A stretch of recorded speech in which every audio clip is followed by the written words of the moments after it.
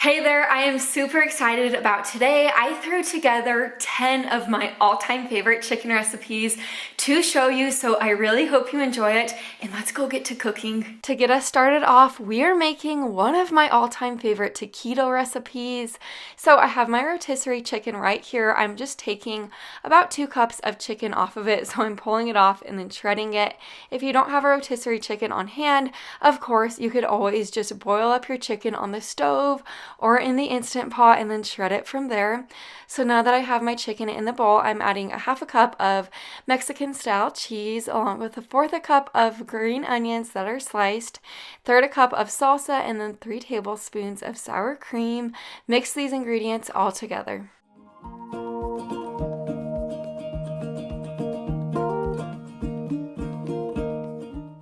To get these taquitos assembled, I'm using these street taco flour tortillas, or you could use corn tortillas. I microwave them in my microwave for about a minute, wrapped in a wet paper towel so they don't crack and so that they hold shape.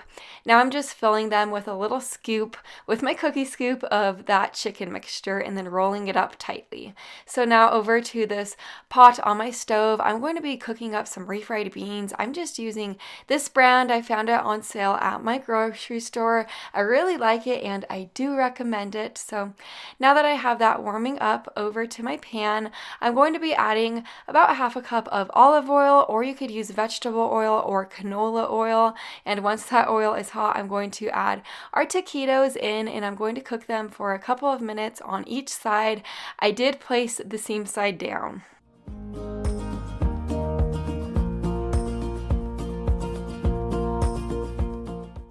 Once my tortillas are beautifully golden on both sides, I removed them to a separate plate, and then here is my plate of food. I served mine with guacamole, sour cream, cherry tomatoes, and then those refried beans that I heated up. These have phenomenal flavor on the inside, and then that tortilla on the outside is perfectly crisp. I haven't made sweet and sour chicken in such a long time, and let me tell you, I am so happy that I finally made it again. So in this bowl, I have a little over a half a pound of some chicken breast that I cut into about bite-sized pieces. I seasoned it with some salt and pepper. Now I'm going to set it to the side. To make the sweet and sour sauce in this little bowl, I just added a fourth a cup of some ketchup. Next, I'm adding 3 tablespoons of sugar, 2.5 tablespoons of white vinegar, a teaspoon of some low sodium soy sauce, and then you're going to whisk this all together.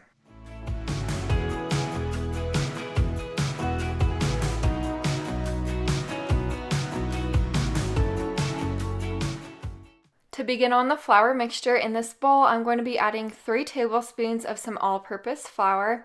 Next, you'll add about 2 teaspoons of some cornstarch, a fourth a teaspoon of baking powder, just a little dash of some salt, fourth a cup of cold water, and 1 egg white. Whisk this all together.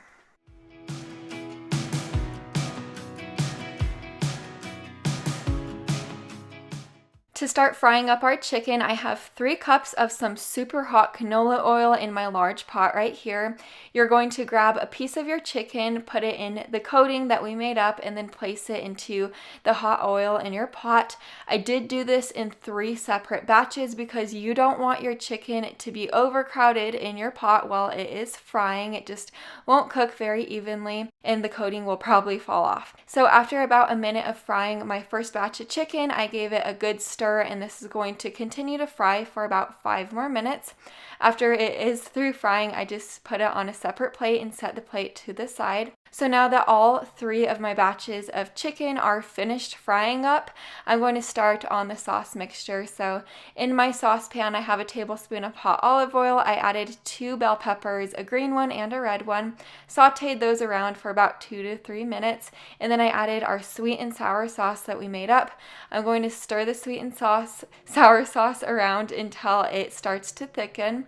Once it has thickened up, you're going to add your chicken, give it a good stir, let the chicken get coated in the sauce, and then it is ready to serve.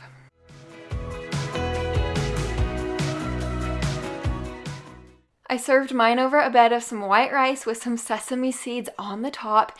If you like yours extra saucy, just double the sweet and sour sauce, but seriously, this recipe is spot on. Now we're making these unbelievably good barbecue chicken drumsticks. My husband isn't even the biggest drumstick fan in the world, but he is in love with these. So to begin, we're starting out with the dry rub. In this little bowl, I added 1/4 cup of brown sugar, a tablespoon of paprika, 1/2 teaspoon of salt and pepper, 1/2 tablespoon of garlic powder and onion powder, 1/2 teaspoon of mustard powder, and then a little dash of cayenne. Of course, if you want it to be a little bit more spicy, just add more cayenne in and give this a really good stir.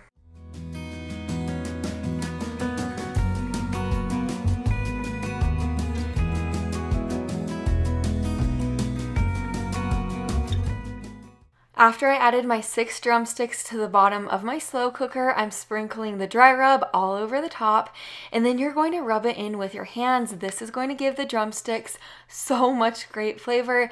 I do also want to mention, if you want to double the amount of drumsticks or half the amount of drumsticks, you certainly can, just depending on your preference. But anyways, now I'm drizzling 1 cup of barbecue sauce on top. This will cook on low for 6 hours.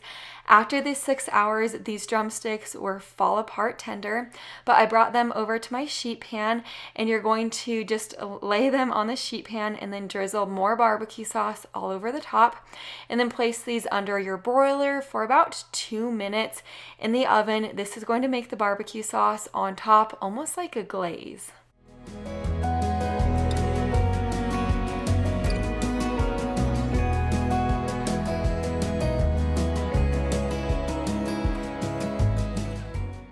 Here's my plate of food. I served my chicken drumsticks with mashed potatoes on the side.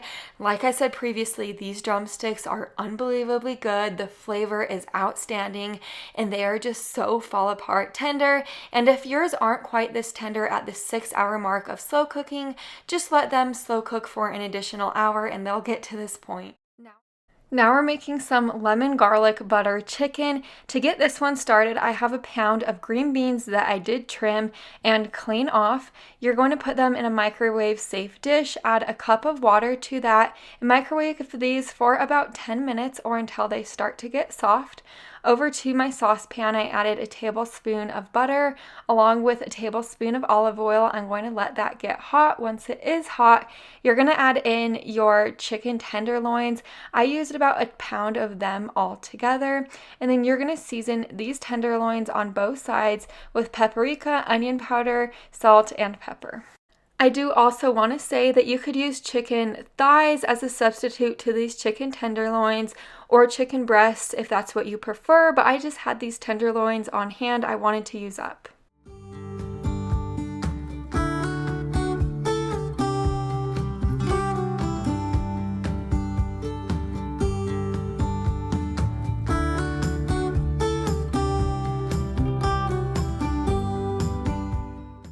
I only flipped these once while they were cooking. It just made for a better crust on the outside. Now that they are cooked through, I'm just removing them to a separate plate, and I'm going to set this plate to the side. To get started on this amazing glaze type of sauce that we're going to be making, in my same saucepan I added a 1/2 cup of chicken broth, and then for my seasonings that I'm using a 1/2 teaspoon of Italian seasoning, a dash of red pepper flakes, a dash of onion powder, and then you want to add some minced garlic. I just added a teaspoon of that. You're going to scrape the bottom of your pan to get all of the bits off.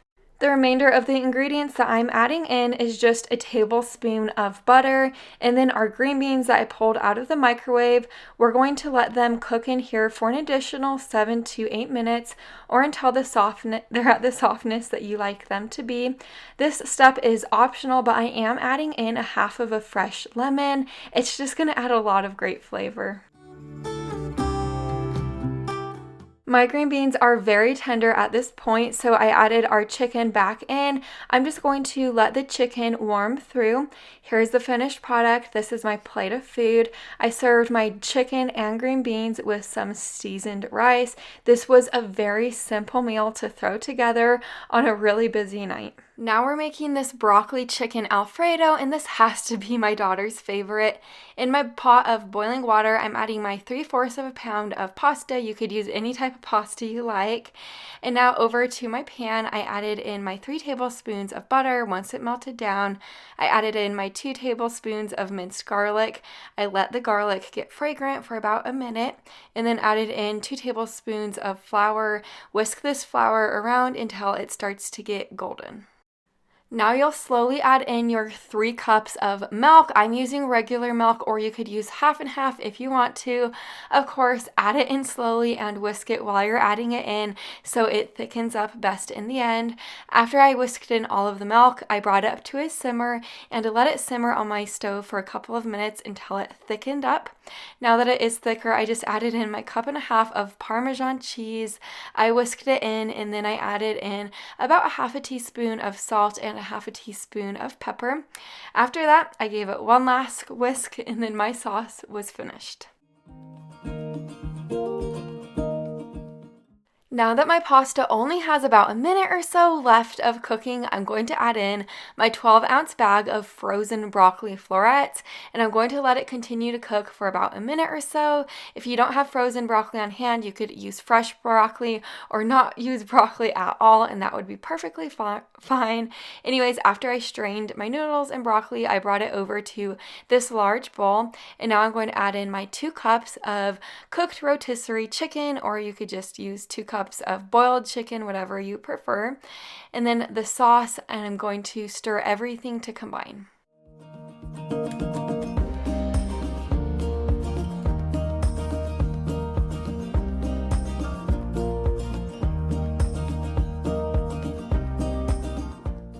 Over to my large round baking dish, or you could use a 9x13 baking dish. I sprayed it with plenty of nonstick spray, and then I added that mixture right in there. I'm going to sprinkle about 2 cups of mozzarella cheese on top, and then I'm going to place this in my preheated oven to bake on 350 degrees for about 15 minutes, or until the cheese is melty like this, and then it's ready to serve. I really love how this is a complete meal in itself. You could throw that broccoli in there and get your veggie. And like I said previously, my daughter really likes this meal too, so it's definitely kid-friendly. Now we're making this Southwest chicken and vegetables. To kick this one off, I have 1 red bell pepper. I'm slicing it into smaller pieces along with 2 zucchinis.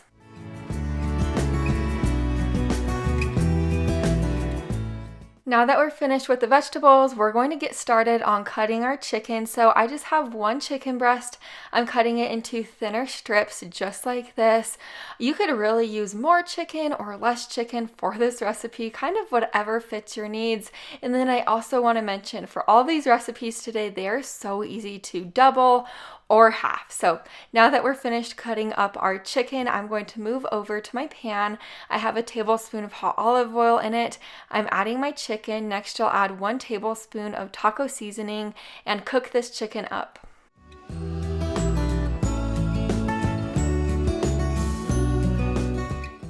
Now that our chicken's reached the internal temperature of 165 degrees, I removed it to a separate plate, and I'm setting the plate to the side. Into the same pan that we cooked the chicken in, I added an additional tablespoon of olive oil, along with the bell pepper, 1 cup of frozen corn, a tablespoon of minced garlic, and then 1 tablespoon of taco seasoning. You're going to cook this all together until the pepper starts to soften. It'll take about 3 to 5 minutes. We can't forget about the zucchini, so now that the bell pepper is starting to get soft, I added in our zucchini along with the juice from half of a lime. You're going to let the zucchini get soft. It should take an additional 3 minutes or so. After it is soft, add back in the cooked chicken, let the chicken warm through, and then it's ready to serve.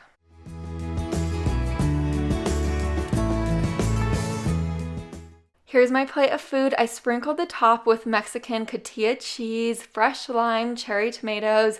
This is such a great flavorful meal, and I love how it is lower carb. Starting out with a favorite for me today, this creamy Italian chicken is so good. To my slow cooker, I'm adding about a pound of chicken, so a couple chicken breasts. Next, you'll be adding 1 dry packet of this zesty Italian dressing mix. This will give it a ton of great flavor.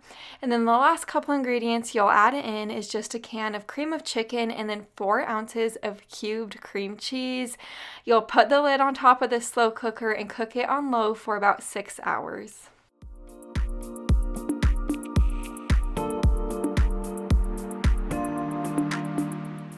After my chicken was completely cooked, I made sure to shred it up super duper well, and then I served it over a bed of egg noodles. You could seriously serve this over anything you want, rice, mashed potatoes, but like I said before, this is one of my all-time favorite slow cooker recipes. It has very minimal ingredients, and it comes together in no time at all. Every time I think of warmer weather, I think of this Caprese chicken. It is so good.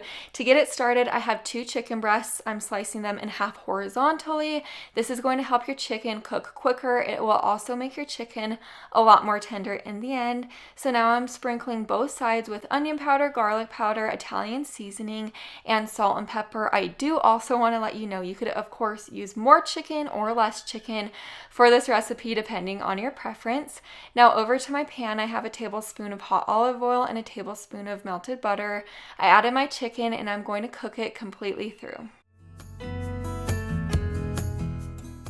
While my chicken is cooking, I'm going to begin on the side dish. I'm choosing to make couscous, just this box of it. It is so easy to throw together. It takes less than 5 minutes to make it. So if you're kind of last minute with your side dishes like I am, I definitely suggest it. Also, I just follow the instructions on the back of the box.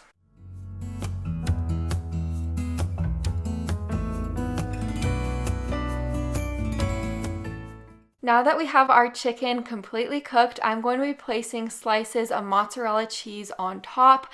I love using this type of mozzarella cheese. I just think it has the best flavor and texture. But if you want to, you could use other types of mozzarella cheese. You could use shredded mozzarella cheese, kind of whatever you prefer or whatever you have on hand. Just add it on top of the chicken at this point. And then after you're finished with that, go ahead and add some slices of tomatoes.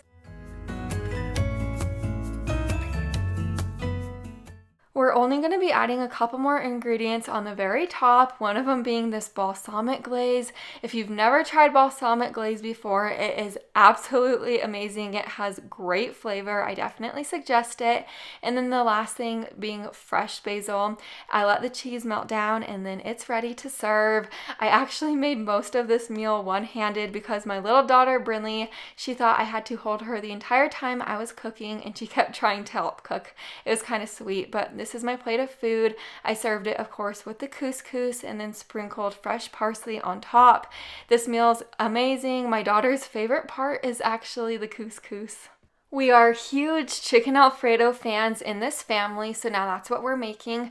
I have 3 chicken breasts right here. I sliced them in half horizontally so it appears as more.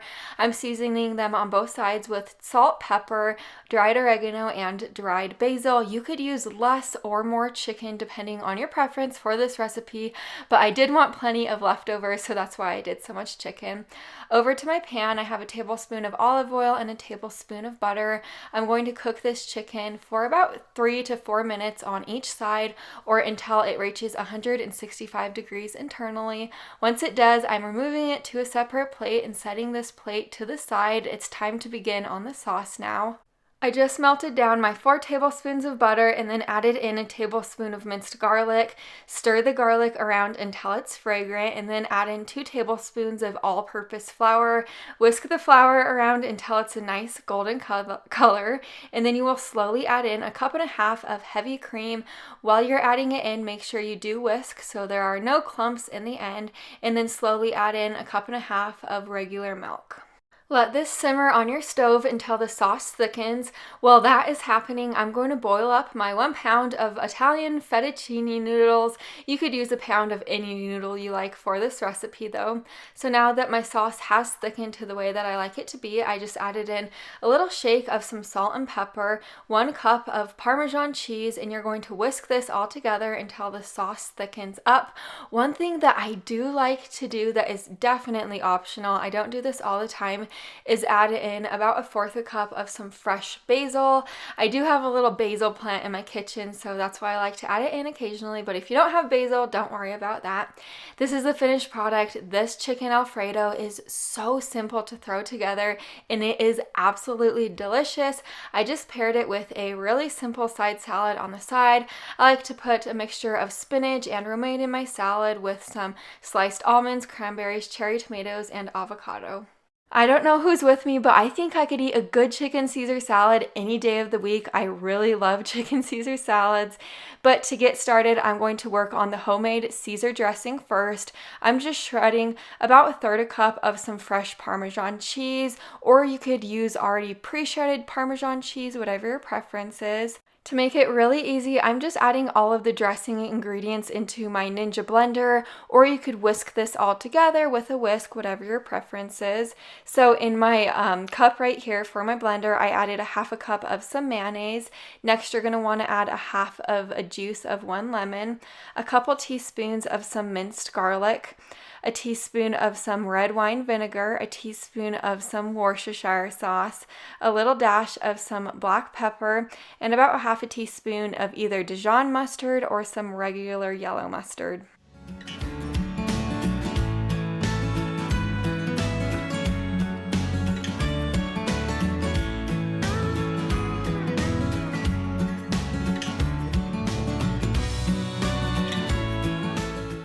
After I blended that mixture all together, I added in 1/4 cup of some of that shredded Parmesan cheese. I'm just going to blend this together one last time and then stick this in the refrigerator. Your dressing is done. For the chicken, I have a couple tablespoons of some olive oil in my pan. I'm just adding 1 chicken breast that I sliced in half horizontally so it appears as 2. I'm just seasoning the chicken with some really simple seasonings, just salt, pepper, garlic powder, paprika, and some onion powder. And you're just going to want to cook this chicken completely through.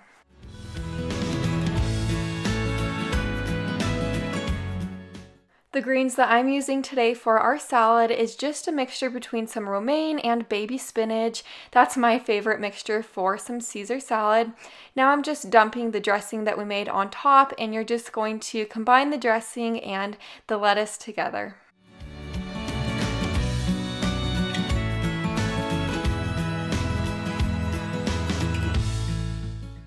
This is one of the reasons why I love making salads for my family, is because you could kind of dump whatever toppings you like or whatever you have on hand on top. For example, what I added today is about 1 cup of some sliced cherry tomatoes, of course some of the cooked chicken, a few slices of lemon, 4 pieces of cooked bacon that I crumbled, and some more Parmesan cheese. This salad is so good. Hands down my all-time favorite Caesar salad dressing. It's just really simple to throw together, and then this meal actually reminds me of summer. I have so many more videos like this on my channel, so make sure you're subscribed down below the video so you don't miss any more in the future. I'll see you in the next one. Bye for now.